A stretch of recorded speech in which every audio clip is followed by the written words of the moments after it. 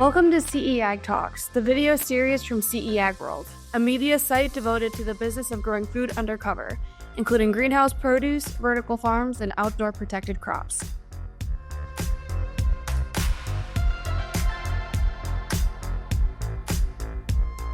Today, we're welcoming back Henry Gordon-Smith, CEO and founder of Agritecture Consulting, an advisory firm that has consulted on more than 250 urban agriculture projects in over 40 countries. Henry is a globally recognized expert in CEA and a pioneer in the vertical and urban farming movement. Henry, thank you so much for joining us again today.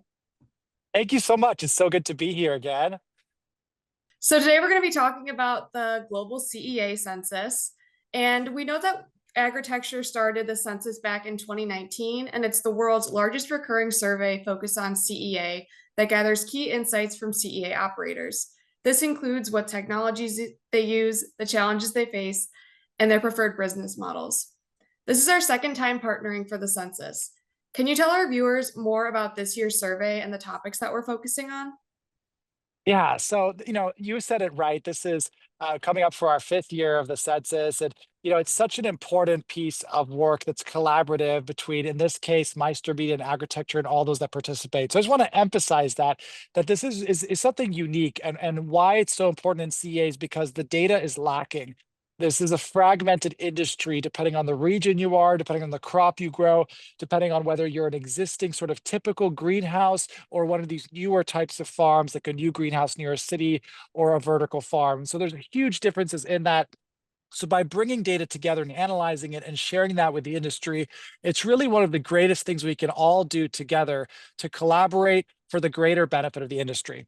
So this year we are moving forward full steam ahead with even some more exciting changes. First of all is the theme. Every year is a different theme. So we've done themes around sustainability questions. We've done themes around technology adoption like we did last year. We did themes around post-COVID adaptation. And this year we're going to focus on economics, one of the key questions that a lot of us have. Are these farms profitable? Which crops are profitable? What's driving the costs and the revenue for these farms? That's what the questions really focus in on this year for the 2025 CEA Census from CE Ag World and Agritecture. And, this is, again, a really important data gap that exists.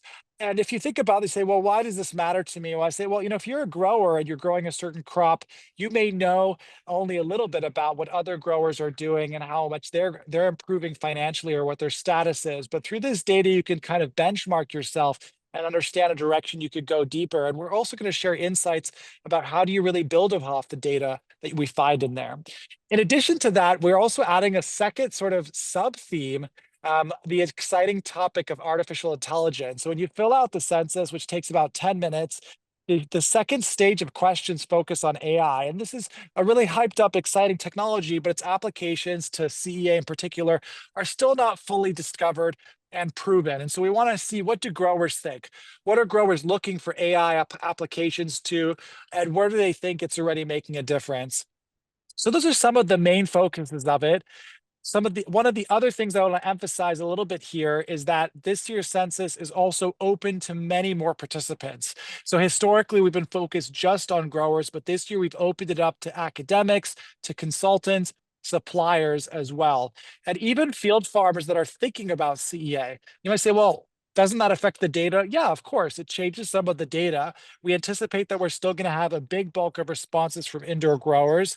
Looking at the data already, we have about 30% of our responses are from indoor growers so far since the first week of the launch.